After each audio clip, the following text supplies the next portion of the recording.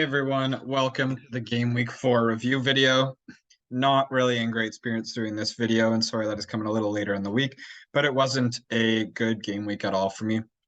Falling 12 points behind the average is not something I want to see. I fell about almost 3,000 spots in overall rank as well. So that was crappy. And as well, just neither of my transfers panned out positively in either way.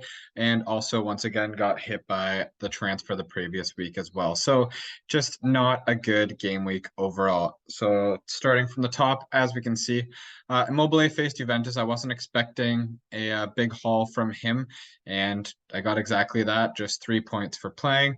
Osimhen, the same. Osimhen has definitely fallen off for the race between him and Lautaro. Lautaro Martinez has definitely been the better pick thus far. In the midfield, I got that one all wrong with the only midfield I didn't play was Nico Gonzalez, outscoring everyone else, getting an assist. No one in the midfield returned.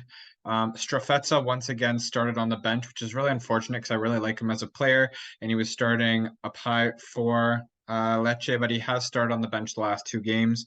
Last time was okay because he subbed in and scored a penalty, but it was annoying seeing Lecce get awarded another penalty earlier in the game this time when Strafezza wasn't on, when you know that he would have been chosen to take it. And he just subbed on, basically ensuring that I wouldn't get my Nico Gonzalez points. So that was annoying. Ederson seems to be getting a lot of kind of like those more niche points that come from like tackles and blocks and interceptions. So that's how he still scored well. He did not get an assist or score. But it's good to see that even though more of a defensive midfielder, still can find a way to get a decent score. Candreva and Thoven both really didn't do anything. In the defense, I chose to captain Di Lorenzo, and it did not pay off at all. Napoli actually very lucky to get away with a point. They were down 2-0 to Genoa. But Di Lorenzo scored the worst of my defenders, only getting 2 points, doubled up to 4 with the captaincy. Danilo and Spinazzola both got a 1/2 clean sheet, and Spinazzola got subbed off, even though Roma did get the full clean sheet as a team. Spinazzola got subbed off. That's why he didn't get the second one. And really unfortunate that he did not contribute one of the 7 goals. That was a little annoying. DeMarco, once again, showing that he's worth what he is. He did get a half clean sheet, and he got an assist.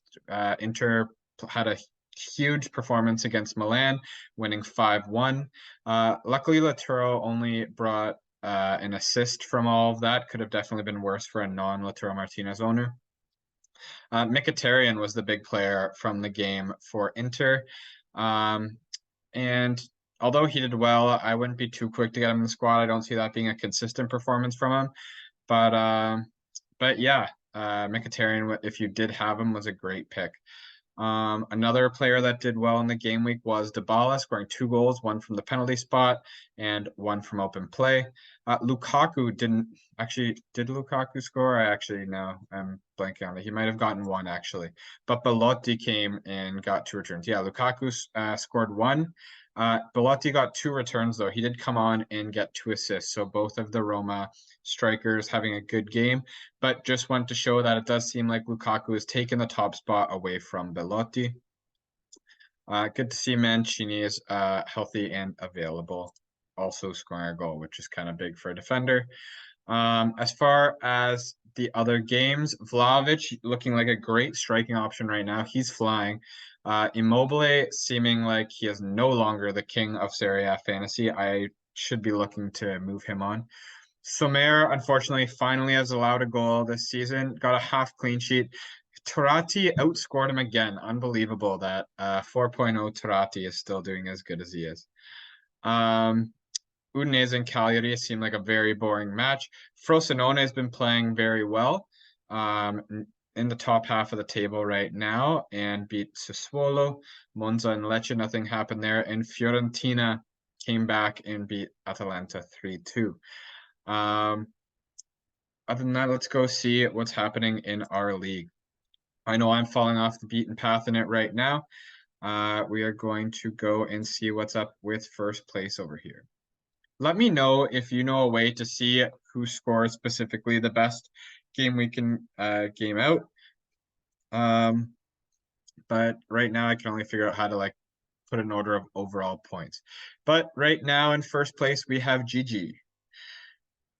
GG scored 79 points this week, so a very good week with Lautaro Martinez up front, unfortunately captaining Osimhen. Had Nico Gonzalez and Chiesa had a very good game as well.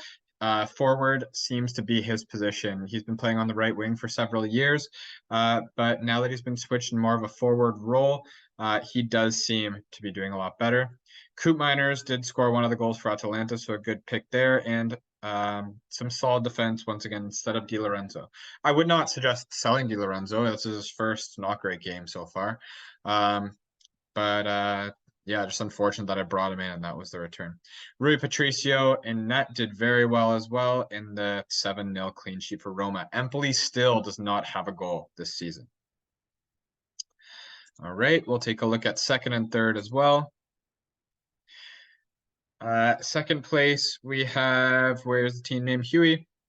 Thuram has actually seemed to be really good as well. Kind of not quite the same pace as Martinez, but for 7 mil, doing very well in the inter-attack. Osimhen was captain, unfortunately, and Kristovic, who's been doing very good for Lecce, also up front at 5.9 mil. That's a great choice by Huey here. The midfield did excellent with Leao returning right after I transferred him out, and Coop Miners and Gonzalez as well. Christensen was a huge player for Roma this week. As you can see here, he got an assist. Was this? Oh, he earned the penalty for Roma that Dybala converted and got a double clean sheet. Also, due to playing the whole game. So a great return there for Christensen. Gatti and Perez also scoring well with Patricio as in net. Benching Samir over him, which was a great choice, as well as having Danilo on the bench here.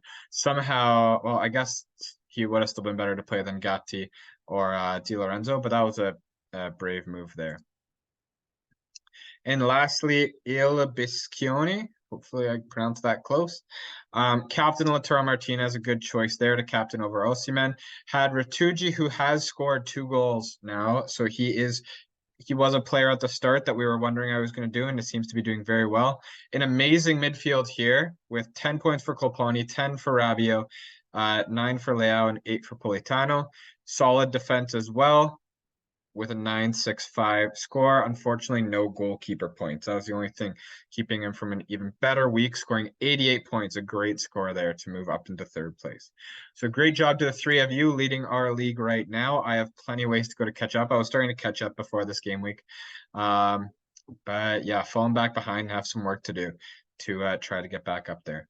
Hopefully you've enjoyed this video. Please don't forget to like, subscribe, and I will have the team selection video probably on Friday, later on Friday.